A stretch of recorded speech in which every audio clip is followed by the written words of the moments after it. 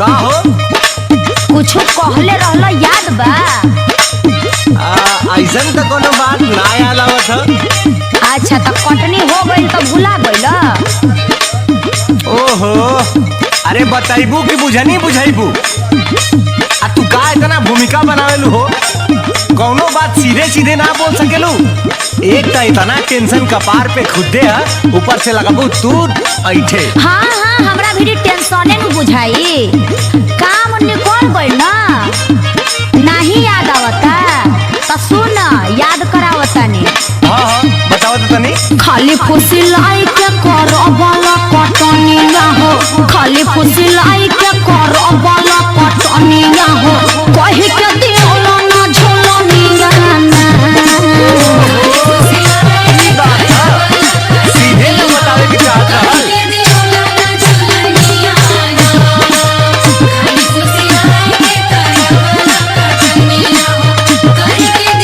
याद आइल लो? अरे पागल, उ तो हमरा यादे बा, लेकिन कुछ दिक्कत बा। अरे सबर का फल मीठा होला, आ तहरो के मिली सबर का फल, आज ना त कल।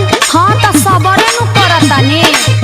धनवा के भाव तनी बढ़े दे तू धनिया हो, धनवा के भाव तनी बढ़े दे तू धनिया हो, तोह के गढ़ाई बैठू ना मिजाना।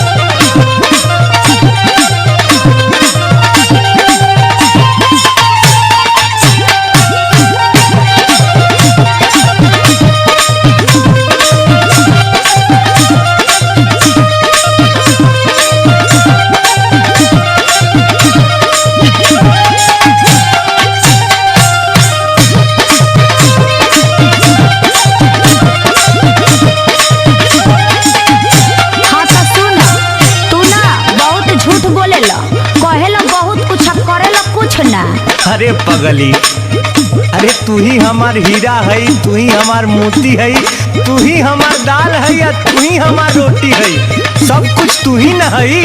अरे इतना मेहनतिया तू रही बजे न करीला। हाँ तो सुनियो ला, बहुत प्यार के न रस पाइबा, रात से जिया पे रजऊ तो रस जाइबा।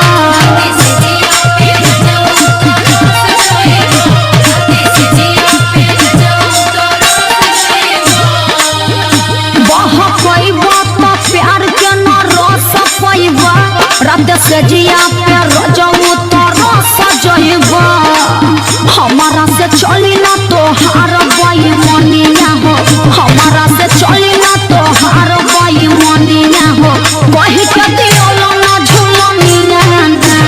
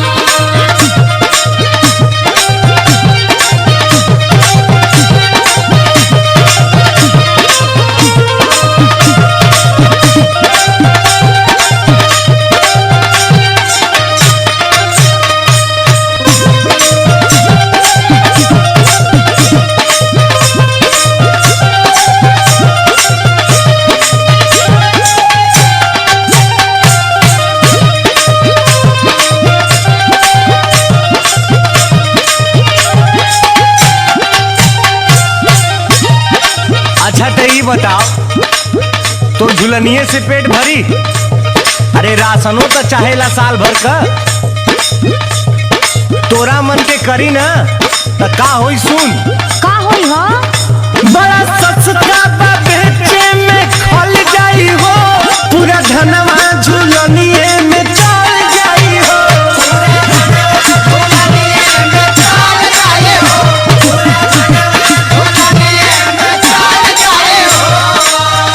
आ सुन, टेंशन मत ले, मर्द के जबान कह देली तो हो के रही।